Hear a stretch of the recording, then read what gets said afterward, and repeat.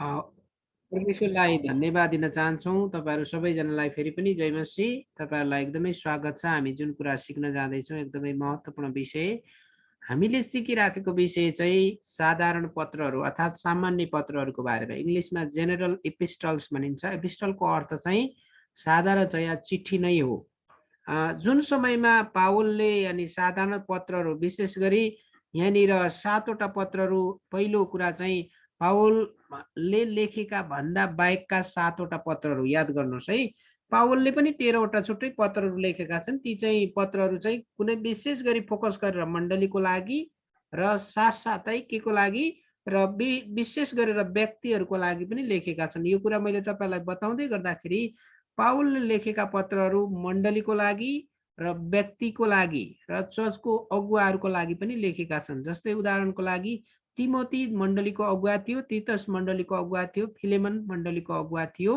अनि तिनीहरूलाई विशेष प्रकारले लेखेको थियो भने, तर यी 7वटा पत्रहरू याकूब, पहिलो दोस्रो पत्रुस, पहिलो दोस्रो तेस्रो यूहन्ना र यहूदाको पत्रहरू भनेको चाहिँ साधारण पत्रहरू हो, सामान्य पत्रहरू हो। यसलाई इङ्ग्लिसमा त्यही कारणले जेनरल एपिस्टल्स भनिन्छ। म अब स्क्रिन सेयरमा गएर अगाडि बढिहाल्नेछु।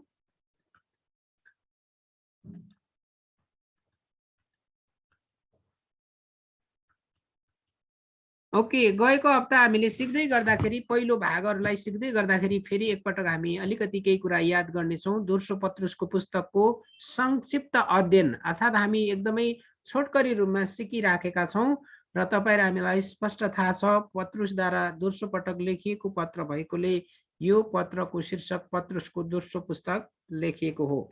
यो कुरा हामी कहाँ पाउँछौँ भन्दाखेरि दोस्रो पत्रुस 1:1मा पनि यो कुरा हामी पाउँछौँ। अनि म तपाईँलाई छोटकरी रूपमा नामको बारेमा, त्यसपछि यो कसरी लेखक र लेखन अवधि र साधारणतया पहिलो दोस्रो पत्र 1:1मा यो पुस्तक पवित्र आत्माको प्रेरणाले येशू ख्रीष्टको सेवक प्रेरित पत्रुसद्वारा लेखिएको हो। यहाँनिर यो कुराहरू हामी पाउँछौँ। अनि यी कुराहरूलाई बताउँदै गर्दाखेरि यहाँनिर कस्तो कुरा सम्बोधन गरेको छ, म अलिकति तपाईँहरूको बिचमा अलिक गहिरो प्रकारले केही महत्त्वपूर्ण कुराहरू बताउन जाँदैछु।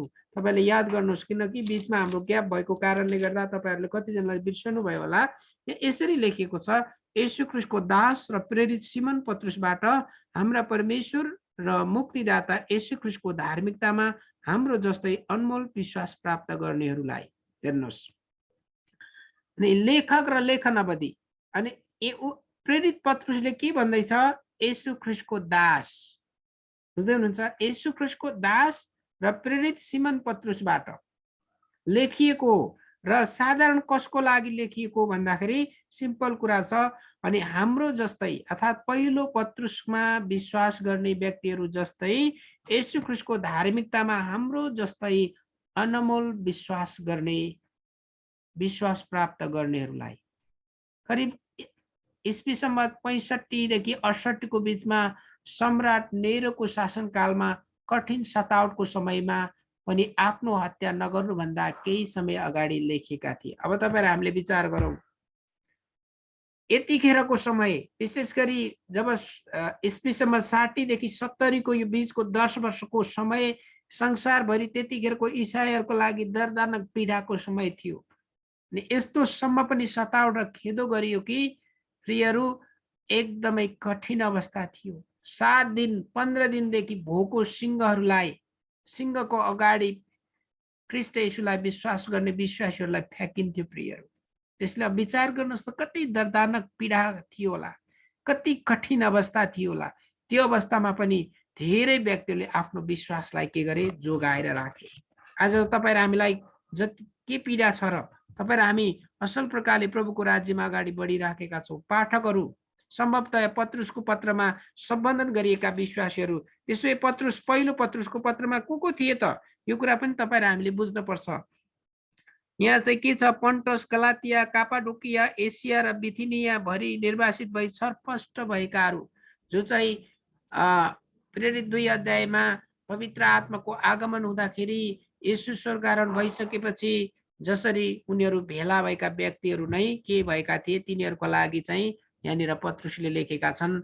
र उद्देश्य इसाईहरूलाई विश्वासमा अगाडि बढ्नको लागि प्रोत्साहन, हामी हरेक व्यक्तिलाई प्रोत्साहन चाहिन्छ, हरेक व्यक्तिलाई उत्साह चाहिन्छ, किनकि हामी शरीरमा छौँ अनि शरीरको कमजोरीको कारणले गर्दा कहिलेकाहीँ निराशा हुन्छौँ, कहिलेकाहीँ तपाईँ हामीसँग आर्थिक कमजोरीहरू, आर्थिक कमी कमजोरीको कुराहरू आउँछ, कहिलेकाहीँ भन्ने जस्तो हाम्रो जीवन जिउन कठिन छ, गाह्रो अवस्थाहरू आउँछ हाम्रो जीवनमा।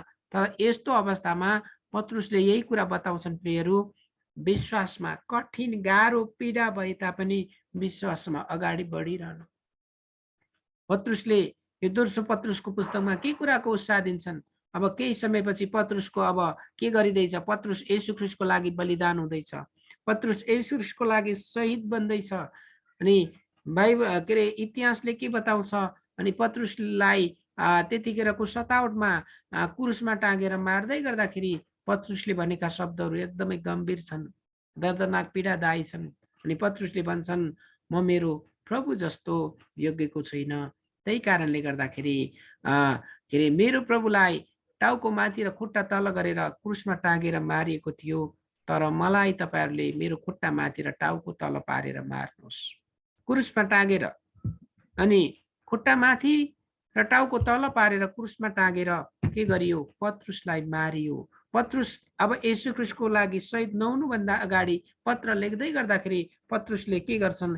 यही उत्साह दिन्छन् प्रियहरू, जुन उत्साहले गर्दाखेरि अनि अहिले पनि हामी दोस्रो पत्रुसको पुस्तक सिक्दै गर्दा बुझ्दै गर्दाखेरि एकदमै महत्त्वपूर्ण छ।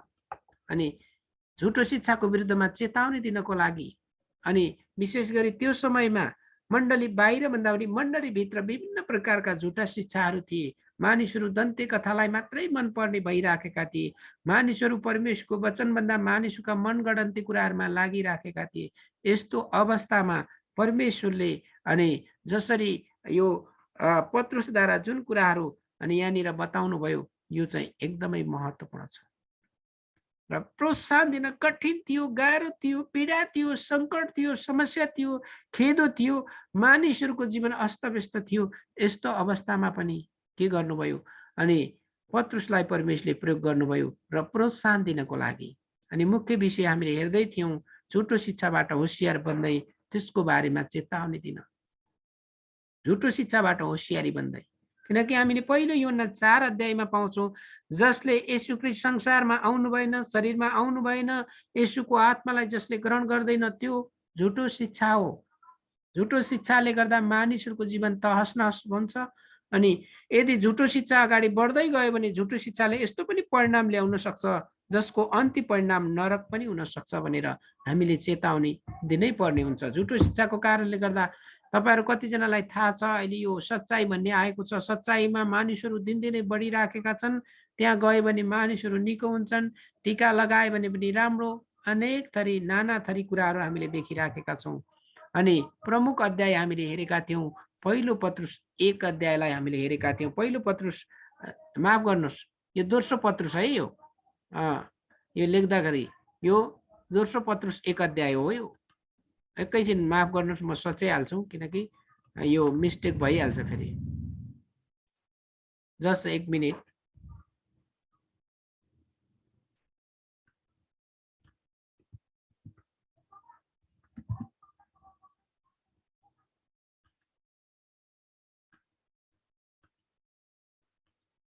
ओके, हामीले हेर्दै गरिराखेको विषय चाहिँ हामीले गएको हप्ता सिकिराखेको दोस्रो पत्रुसको 1 अध्याय चाहिँ एकदमै महत्त्वपूर्ण ख्रिस्टीय सद्गुणको बारेमा छ। अनि तपाईँहरू हामीले हेर्दै गर्दाखेरि पनि धेरै महत्त्वपूर्ण कुराहरू छन् यहाँनिर, अनि धेरै अचम्म महत्त्वपूर्ण कुराहरू हामी यहाँनिर देख्छौँ प्रियहरू। त्यो भएको कारणले गर्दाखेरि तपाईँहरू मैले बुझ्नुपर्ने, यहाँनिर 3वटा महत्त्वपूर्ण अध्यायहरू छन्। अनि 3वटा के अरे 3वटा यसमा महत्त्वपूर्ण अध्यायहरू छन्। म तपाईँहरूको लागि पढिदिनेछु दोस्रो पत्रुस 1 अध्यायका केही सद्गुणहरू 5 पदबाट है, ध्यान दिएर।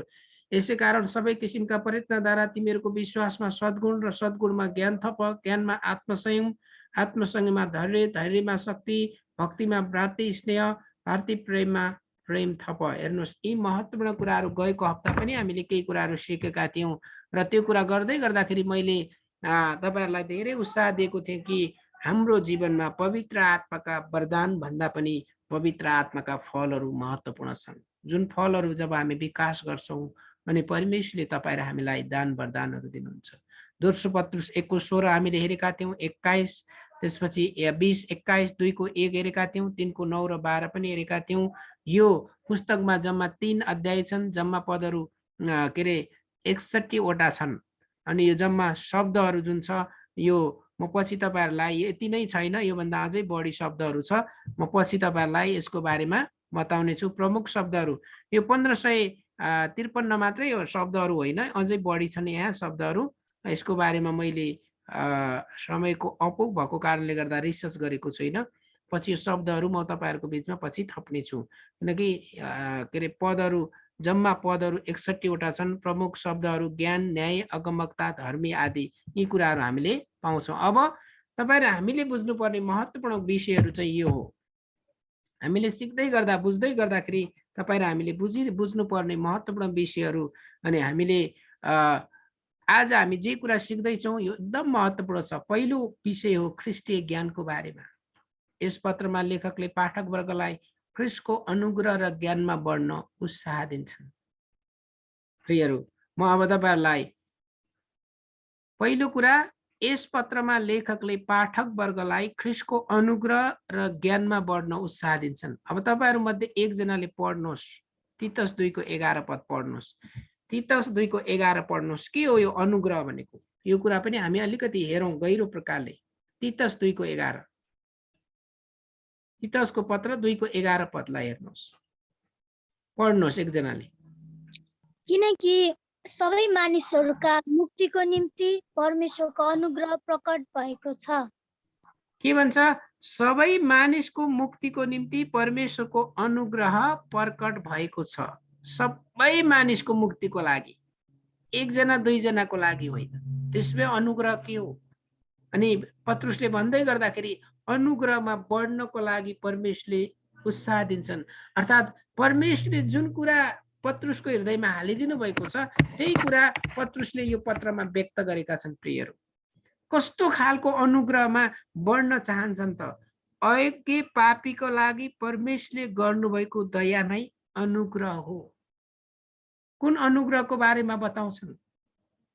अहिले नेपाली मण्डलीमा उग्र अनुग्रहको बारेमा। अनुग्रह र प्रेम भयो भने एभ्रिथिङ क्यान डु। त्यसो होइन, सबै मानिसको मुक्तिको लागि परमेश्वरको अनुग्रह प्रकट भएको छ।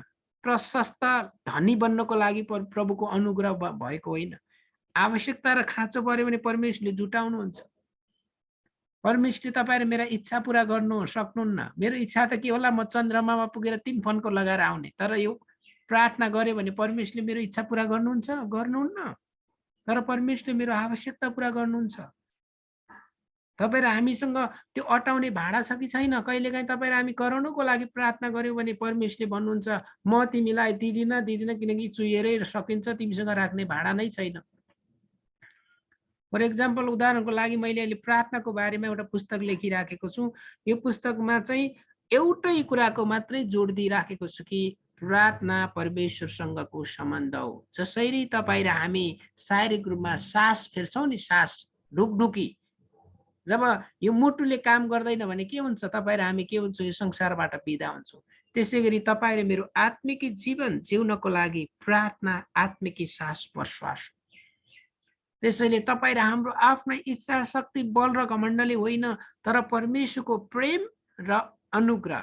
तपाईँ र मैले करोडौँ पैसा दिए पनि तिरे पनि नपाउने तर सित्तैमा दिनुहुने कुरा चाहिँ अनुग्रह हो। बुझ्दै हुनुहुन्छ? अनुग्रहमा जे पनि हुन्छ। मानिस धनी हुन्छ, प्रशस्त हुन्छ, यो हुन्छ, ऊ हुन्छ, मोटरसाइकल जुट्छ, गाडी बङ्गला घरहरू जुट्छ। परमेश्वरको कामको लाग्यो भने जुट्छ, तर आफ्नै लाग्यो भने तपाईँ र मैले मेहनत गर्न पर्छ। प्रियहरू, तपाईँ र मैले आफ्नै लाग्यो भने मेहनत गर्न पर्छ। परमेश्वरको कामको लाग्यो भने परमेश्वरले जुटाउनुहुन्छ। त्यसैले अयोग्य पापीहरूका लागि परमेश्वरले गर्नुभएको दया नै अनुग्रह हो। आज अनुग्रहलाई मानिसले गलत प्रकारले व्याख्या गरेका छन्। परमेश्वरको अपार अनुग्रह अनुसार हामीले ख्रिस्टमा हामीले के गरेका छौँ? उद्धार र मुक्ति पाएका छौँ। एकजनाले पढ्नुहोस् एफिसी 1:7 मा पढ्नुहोस् त, एफिसी 1:7। यो कुरा एकदम महत्त्वपूर्ण छ। यो कुराले तपाईले हाम्रो मण्डली नेपाली भाषी मण्डलीमा एकदमै समस्या ल्याइराखेको कारणले गर्दा तपाईले हामीले बाइबलले के भन्छ त्यो कुरा बुझ्न पर्छ। पढ्नुहोस् एफिसी 1:7। उहाँको अपार अनुग्रह अनुसार ख्रीष्टको रगतद्वारा हामी उहाँमा उद्धार हाम्रा पापको क्षमा पाउँछौँ। अब हेर्नुहोस्, उहाँको अपार अनुग्रह अनुसार ख्रीष्टमा हामी उहाँको रगतद्वारा क्षमा पाउँछौँ। बुझ्दै हुनुहुन्छ? उहाँको अपार अनुग्रह अनुसार करोडौं करोडौं करोडौं नेपाल किन्ने पैसा छ पनि तपाईँ र हामीले के गर्न सक्दैनौँ, त्यो किन्न सक्दैनौँ। तर परमेश्वरले हामीलाई प्रेम गरेको कारणले गर्दा सित्तैमा दिनुहुन्छ। तपाईँ र मेरो शक्ति ताकत बलद्वारा हामीले गर्न नसक्ने, तर कुनै व्यक्तिले तपाईँ र हामीलाई अनुग्रह गरिकन केही कुरा दिनुभयो, तर तपाईँ त्यत्र म त्यो पाउन योग्यको नै थिएनौँ। परमेश्वरको अगाडि तपाईँ र हामीले यो अनन्त जीवन पाउन योग्यको नै थिएनौँ। तर के गर्नुभयो? परमेश्वरले तपाईँ र म माथि अनुग्रह गर्नुभयो। अघि पापीहरूका लागि परमेश्वरले गर्नुभएको दया नै अनुग्रह हो। त्यही कारणले गर्दा यो मिसअन्डरस्ट्यान्डिङ भइराखेको विषय भएको कारणले गर्दा मैले तपाईहरुको बीचमा अलिकति केही कुरा बताइहालेँ। अनि त्यति मात्र होइन, ज्ञानमा बढ्न उत्साह दिन्छन्।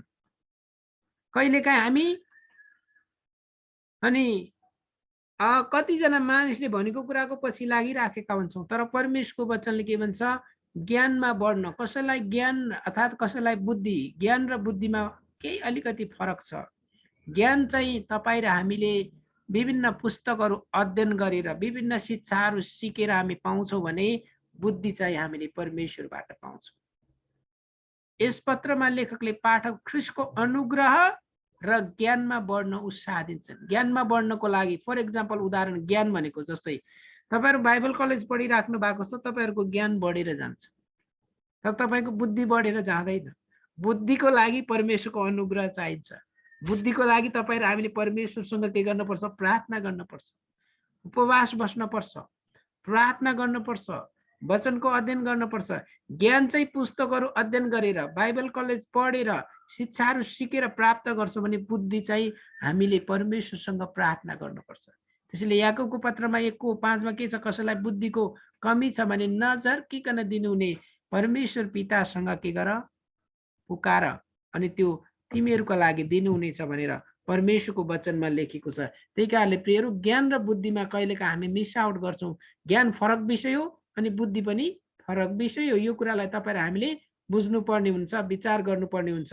त्यही कारणले गर्दा अब विचार गर्नुहोस्, यो एकदमै महत्त्वपूर्ण कुरा हो। यो जुन महत्त्वपूर्ण कुरा छ, यो कुरालाई तपाईँ र हामीले मनमा मात्रै राख्ने होइन। अनि त्यसैले पवित्र आत्माका 9वटा वरदानहरू मध्ये बुद्धिको वरदान पनि छ। गएको हप्ताभन्दा अघिल्लो हप्ता मैले तपाईहरुको बीचमा बताएँ नि। त्यसैले परमेश्वरको आत्माका वरदानहरू मध्ये बुद्धिको वरदान पनि छ। त्यही कारणले गर्दा ज्ञान सिकेर आउँछ भने बुद्धि चाहिँ हामीले पाउनको लागि परमेश्वरसँग माग्न पर्छ। हामी अगाडि बढिहाल्नेछौँ।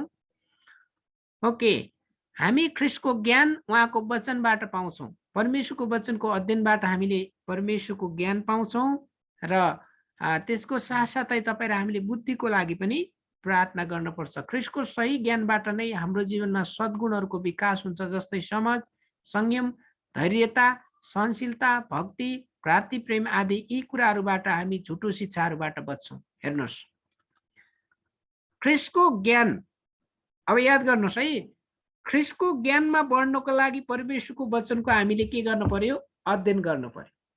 म तपाईहरुलाई यो कुरामा अलिकति फोकस गर्छु र अहिले हामीसँग 10 मिनेट हामी यो बारेमा हामी विचार गर्छौँ, छलफल गर्छौँ। र आज पौने 12 मा म ब्रेक दिन्छु तपाईहरुलाई। 11:50 मा ब्रेक, हामी 12 बजे ठ्याक्कै हामी फेरि उपस्थित हुनेछौँ। याद गर्नुहोस्, ख्रीष्टको ज्ञानमा बढ्नको लागि तपाईँ र हामीले परमेश्वरको वचनलाई अध्ययन गर्न अत्यन्त आवश्यक छ। याद गर्नुहोस्, ख्रीष्टको ज्ञानमा बढ्नको लागि परमेश्वरको वचनको अध्ययन गर्न आवश्यक छ। त्यसो भए परमेश्वरको वचन किन अध्ययन गर्ने? ल एकजनाले पढ्नुहोस् त, परमेश्वरको वचन बाइबल किन अध्ययन गर्ने?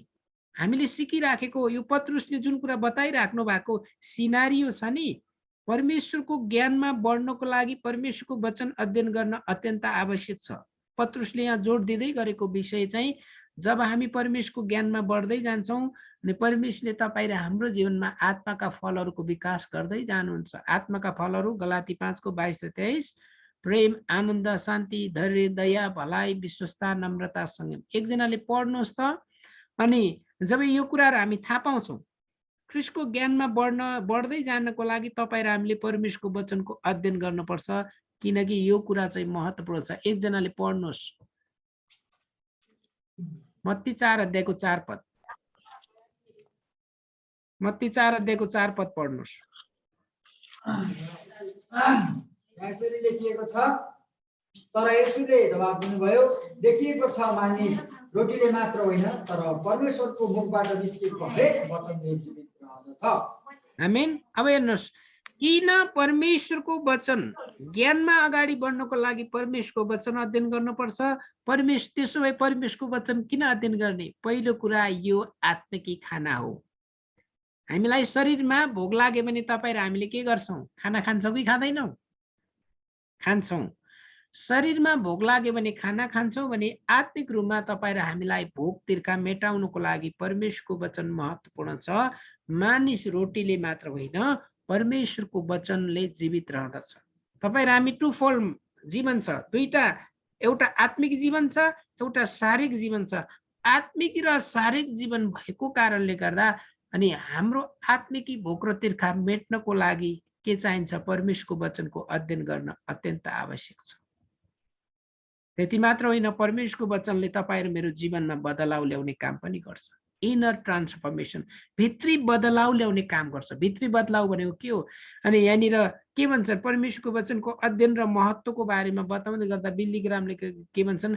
कति पुस्तकहरूले जानकारी दिन्छन्, कति पुस्तकहरूले सुधार ल्याउँछन्, बाइबल मात्र यस्तो पुस्तक हो जसले बदलाव ल्याउँछ। तपाईँ र मेरो जीवनमा परमेश्वरको वचनले के ल्याउँछ? बदलाव ल्याउँछ। त्यसैले यहाँनिर येशूलाई दुष्टले परीक्षा गर्न लाग्दै गर्दाखेरि येशूले दुष्टलाई वचनबाटै हकार्नुभयो। मानिस रोटीले मात्र होइन परमेश्वरको वचनले जीवित रहँदछ। त्यसैले पहिलो कुरा, परमेश्वरको वचन अध्ययन गर्न र परमेश्वरको वचनको ज्ञानमा बढ्नको लागि यो वचन अध्ययन गर्नुपर्छ। कारण यो के हो? परमेश्वरको वचन चाहिँ तपाईँ र मेरो लागि आत्मिकी खाना हो। तपाईले खाना खानु भएन भने कति दिन बाँच्न सक्छ? 7 दिन, 10 दिन, 15 दिन, 30 दिन, कहिलेकाहीँ 40 दिनको उपवास बस्दा, 7 दिनको उपवास बस्दाखेरि अनि कतिपय अवस्थाहरूमा शरीरमा जब गाह्रो कठिनहरू पनि भएर आउँछ, पानी नपिउँदा कति दिन बाँच्न सकिन्छ? खाना नखाँदा कति दिन बाँच्न सकिन्छ? त्यसो भए तपाईँ र हामीले दिनदिनै परमेश्वरको वचनको अध्ययन गरेनौँ भने ज्ञानमा वृद्धि हुन सक्दैनौँ। तपाईँ र हामी आत्मिक रूपमा ठिङ्ग यहाँ हामी बसिराखेका छौँ, तर तपाईँहरूले कतिजनाले आज बिहानी समय परमेश्वरको वचनलाई अध्ययन गर्नुभयो, बाइबल पढ्नुभयो? कतिजनाले 1 अध्याय, 2 अध्याय, 3 अध्याय, 4 अध्याय, 5 अध्याय, 6 अध्याय पढ्नुभयो? अनि हामी भन्छौँ, मेरो त प्रार्थनाको उत्तरै सुनवाई भएन। अनि के गरिराखेका हुन्छौँ? सुन्ने कामै गरेको हुँदैन। यसको मतलब मैले तपाईँलाई दोष देखाउन खोजेको होइन। परमेश्वरले प्रार्थनाको जवाब सुन्नको लागि दुईवटा कुरा महत्त्वपूर्ण छ, जुन कुरा परमेश्वरको वचनको अध्ययनबाटै थाहा पाउँछौँ। एकदम महत्त्वपूर्ण कुरा, पहिलो, परमेश्वर पवित्र हुनुहुन्छ, हामी पनि पवित्र बन्नुपर्छ। पवित्र बन्नको लागि पश्चाताप गर्नुपर्छ। दोस्रो, तपाईँ र हामी सत्यको मार्गमा हिँड्नुपर्छ। असत्य झुटो कुराहरू राखेर प्रभु मलाई यो खाँचो भयो, प्रभु मलाई यो खाँचो भयो र तपाईँ र हामीले गएको आँसु झार्यो भने परमेश्वरले प्रार्थनाको उत्तर नदिन पनि सक्नुहुनेछ। किनकि परमेश्वरको वचनमा भनेको छ तपाईँ र ममा परमेश्वर बास गर्नुहुन्छ। हामी परमेश्वरलाई बोकेर हिँड्ने उहाँका आत्माका मन्दिरहरू हुन्। दोस्रो कुरा, तपाईँ र हामी हाम्रो लागि परमेश्वरको वचन के हो? आत्मिकी दूध हो। परमेश्वरको वचनको ज्ञानमा अगाडि बढ्नको लागि परमेश्वरको वचन आत्मिक दूध हो। त्यही कारणले गर्दा परमेश्वरको वचनलाई तपाईँ र हामीले अध्ययन गर्नुपर्छ। यो एकदमै महत्त्वपूर्ण कुरा। तपाईँले एकजनाले पढ्नुहोस् त, अहिले तपाईँहरू एकजनाले पढ्नुहोस् पहिलो पत्रुस 2 अध्यायको 2 पद। पहिलो पत्रुस 2 अध्यायको 2 पद पढ्नुहोस्, किनकि परमेश्वरको वचनको ज्ञानमा अगाडि बढ्नको लागि बाइबल परमेश्वरको वचन तपाईँ र मेरो लागि आत्मिक दूध हो। पढ्नुहोस् पहिलो पत्रुस 2 अध्यायको 2 पद। नयाँ जन्मेका बालकहरू जस्तै शुद्ध आत्मिक दूधको तृष्णा गर र त्यसबाट हामी तिमीहरू आफ्नै मुक्तिमा बढ्दै जान सक्नेछौ। हुन्छ, धन्यवाद। हेर्नुहोस्, नयाँ जन्मेका बालकहरू जस्तै शुद्ध आत्मिक दूधको तृष्णा गर र त्यसबाट तिमीहरू आफ्नो मुक्तिमा बढ्दै जान सक्नेछौ। हेर्नुहोस्, नयाँ जन्मेका बालकहरू जस्तै आत्मिक दूधको तृष्णा गर। मानौ तपाईँको उमेर 16 वर्ष भइसक्यो, तपाईँले अहिले पनि लिटै खाइराख्नु भएको छ, अहिले पनि दुध खाइराख्नु भएको छ भने के हुन्छ? 16 वर्ष लिटो बालक हो। दुध मात्र खाएर बाँच्ने व्यक्ति धार्मिकताको वचनमा निपुण हुन सक्दैन रे। तर भर्खर जन्मेका बालकहरूलाई एउटा आमाले जब बालक जन्माइसकेपछि के हुन्छ प्रियहरू थाहा छ? आमाले 24 घण्टामा 10 पटक दुध खुवाउनु पर्छ। तपाईहरु कतिजना विवाहित हुनुहुन्न, तपाईहरुलाई भविष्यमा विवाह गरिसकेपछि तपाईँ आमा बनेपछि थाहा पाउनुहुन्छ, डाक्टरको सल्लाह अनुसार 24 घण्टामा त्यो बालक स्वस्थ रहनको लागि 10 पटक आमाको दुध खुवाउनु पर्छ।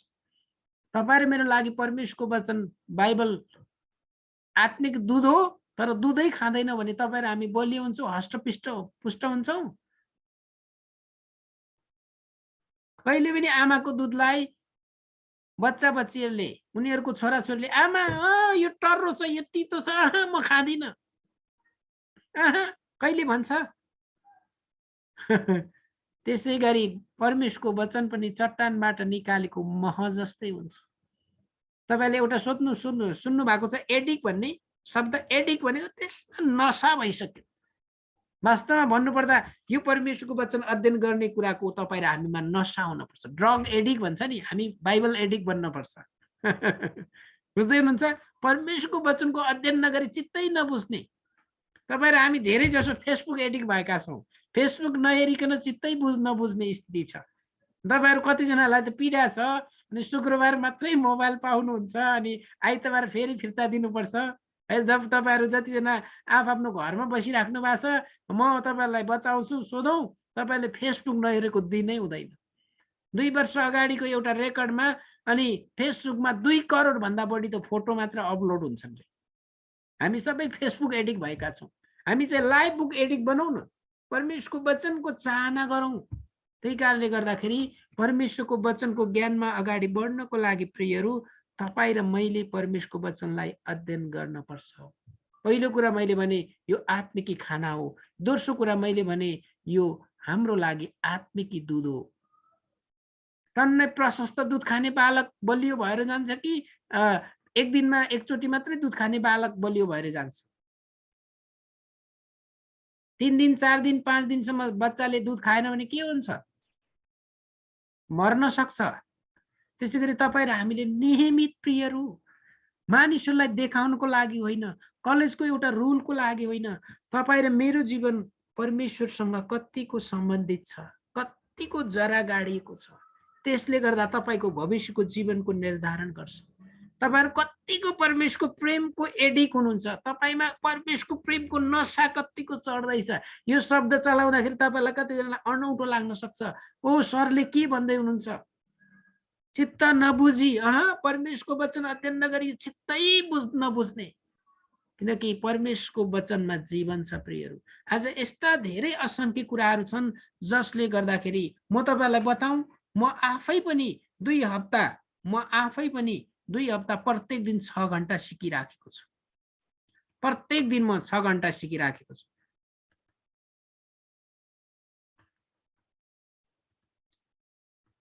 मैले तपाईहरुलाई बताउँदै थिएँ कि ख्रीष्ट येशूको ज्ञानमा बढ्न, ख्रीष्टीय गुणहरू हाम्रो जीवनमा विकास र लागू गर्नको लागि पनि येशू ख्रीष्टलाई जान्नु अनन्त जीवनको बाटो हो। त्यसैले यो बाइबल एउटा परमेश्वरको प्रेम पत्र हो। येशूले मानव जातिलाई गर्नुभएको प्रेमको बारेमा छ र येशूको शिक्षा अर्थात् परमेश्वरको वचनमा निरन्तर अगाडि बढ्नको लागि पनि तपाईँ र हामीले परमेश्वरको वचनलाई अध्ययन गर्न पर्छ। अब यहाँनिर एकजनाले पढ्नुहोस् त, तपाईहरुले यो स्क्रिनमा भएको कुरा पढ्नुहोस् त एकजनाले। लेखक झगडा नगरी पालै पालो पढ्नुहोस्। लेखक यस पत्रमा झुटा शिक्षकहरूलाई गहिराईबाट वर्णन गरी इसाईहरूलाई सावधान गराउँछन्। झुटा शिक्षा र उपदेश लिनु, प्रभुलाई इन्कार गर्नु, लोभ लालच गर्नु, लालच गर्नु, अशुद्ध अभिलाषा राख्नु, यसुको प्रभुत्व तुच्छ ठान्नु, हठी र ढिट बन्नु, अधिकारीहरूको अधीनमा नरहनु, निर्बुद्धि पशु सरह बन्नु, बेसमझका कुरा गर्नु, झगडा गराउनु, समाजमा उच्च सम्झनु, प्रभु भोजको दुरुपयोग गर्नु, व्यभिचार र पाप गर्नु, दुष्ट काम गर्नु, भट्किनु, सुकेको इनार समान हुनु, गर्जने बादल जस्तै हुनु, लालची र खराबीको दास हुनु आदि झुटा शिक्षाको नमुना र उदाहरण दिएर यस्ता काम गर्नेहरूका टाढा रहन लेखक अर्थी दिन्छन्। अब हेर्नुहोस्, यी यस्ता खालका विभिन्न जति पनि कुराहरू छन् नि, यी कुरा झुटा शिक्षकहरूले के गर्छन्, मान्छेहरूको दिमागलाई वास, ब्रेनलाई वास गर्ने काम गर्छन्। तपाईहरु जतिजना हुनुहुन्छ, अनि म पछि ग्रुपमा पनि हाल्छु, अनि विशेष गरी तपाईहरुले कतिजनाले आज मोबाइल पाइहाल्नुहुन्छ, अनि तपाईहरुको लागि तपाईहरुले लेख्दै गर्दा जति लेख्न सम्भव छ लेख्नुहोस्, र यो म तपाईलाई भरे हाम्रो ग्रुपमा हाल्ने छु। अनि ग्रुपमा हालिसकेपछि तपाईहरुले के गर्न सक्नुहुन्छ, यदि सम्भव भयो भने म इमेल पनि गरिदिन्छु, मार्थाले इमेल पठाउनुहुन्छ।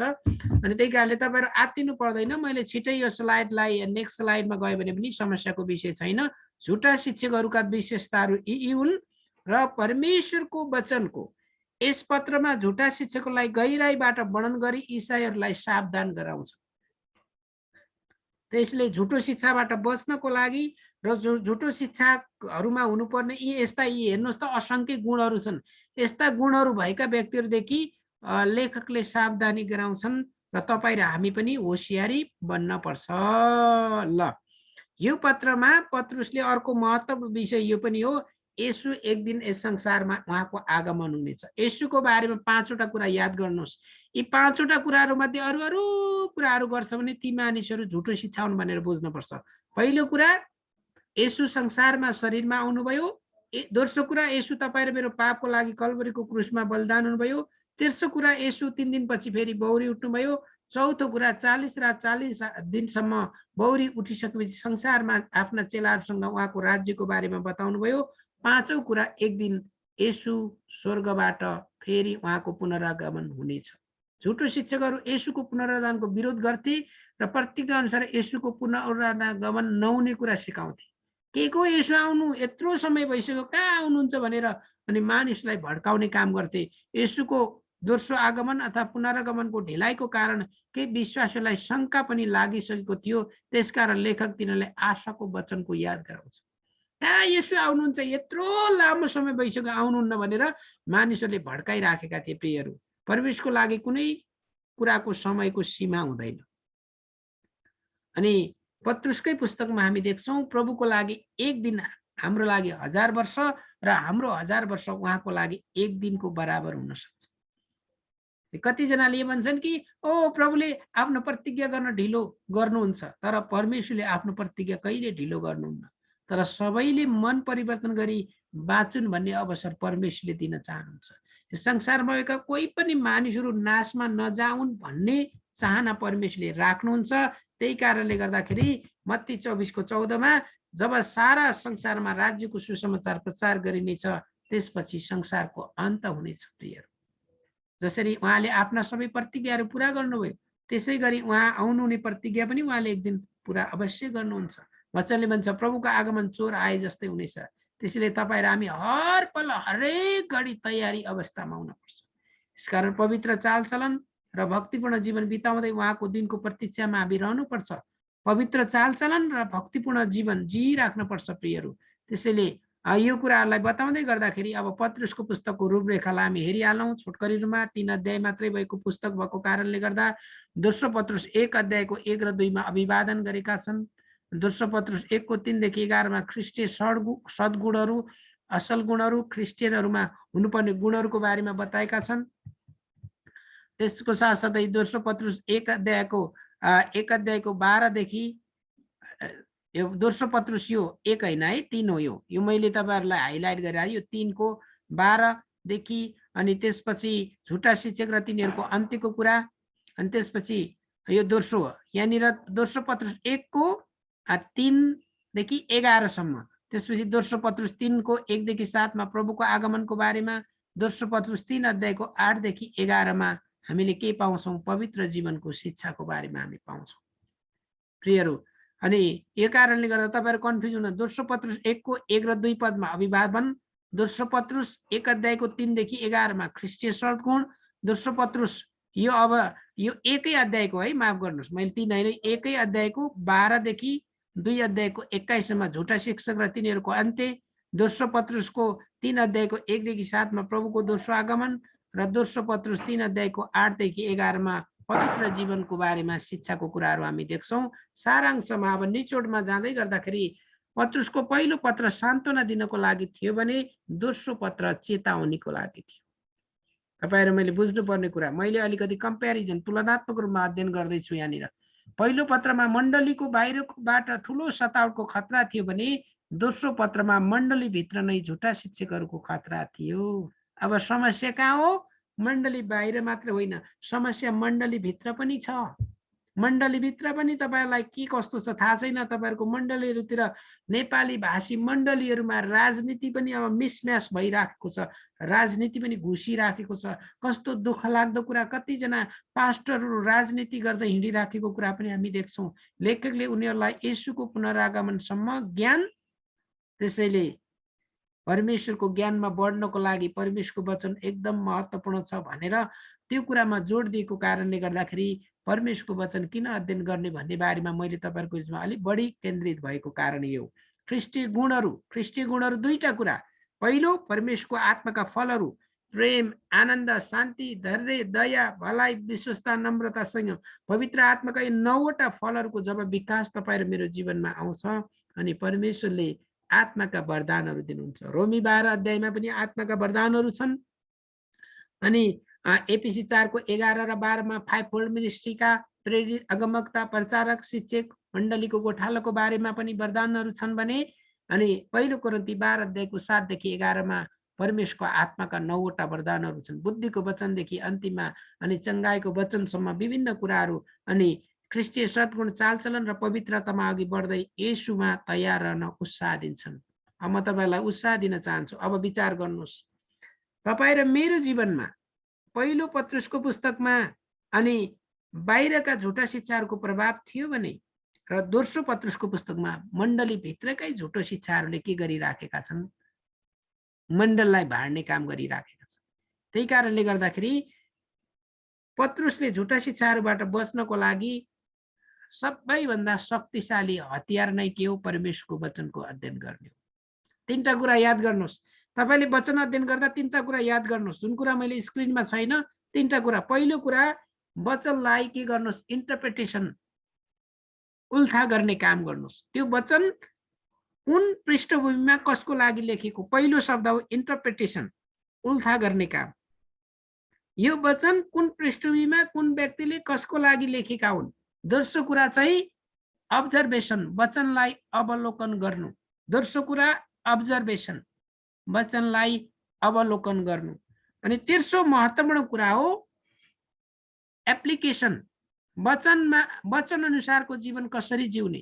तेस्रो सबैभन्दा महत्त्वपूर्ण कुरा एप्लिकेसनको पार्ट, जीवनमा कसरी लागू गर्ने। फेरि एकपटक म दोहोर्याउन चाहन्छु, तपाई र हामीले दोस्रो पत्रुसको पुस्तक पढ्दै गर्दाखेरि ख्रीष्टीय ज्ञानमा अगाडि बढ्नको लागि, झुटो शिक्षाहरूबाट बच्नको लागि परमेश्वरको वचनको गहिरो प्रकारले अध्ययन गर्नुपर्छ। पहिलो नम्बर, वचनलाई इन्टरप्रिटेसन, उल्था ठिक प्रकारले गर्नुपर्छ। दोस्रो कुरा, वचनलाई अवलोकन गर्नुपर्छ। वचनलाई अवलोकन गर्दाखेरि 5वटा कुरा याद गर्नुहोस्। पहिलो कुरा, यो वचन कसको बारेमा छ? पिता परमेश्वरको बारेमा हो कि? दोस्रो कुरा, यो पुत्र येशूको बारेमा हो कि? तेस्रो कुरा, पवित्र आत्माको बारेमा हो कि? चौथो कुरा, पापको बारेमा हो कि? पाँचौं कुरा, मानिसको बारेमा हो। साधारणतया 5वटा कुरालाई तपाईले वचनलाई अवलोकन गर्दै गर्दा, तपाईले वचन पढ्दै गर्दा 5वटा कुरालाई याद गर्नुहोस्। अन्तिममा वचनलाई एप्लिकेसनमा तपाईं र मेरो जीवनमा कसरी लागू गर्ने। तपाईहरु 3 वर्षको बाइबल स्कुलमा हुनुहुन्छ, तपाईले सिकिसकेपछि तपाईको जीवनमा वचनलाई कसरी लागू गर्ने। 3 वर्षको बाइबल ट्रेनिङ कलेजमा होइन, अब कलेजबाट ग्रेजुएसन भएपछि वास्तविक ट्रेनिङ सुरु हुन्छ, त्यो चाहिँ एप्लिकेसनको पार्ट हो। त्यही कारणले म तपाईँहरू सबैजनालाई यही उत्साह दिन चाहन्छु, तपाईँहरू सबैजनालाई परमेश्वरले धेरै आशिष दिनुभएको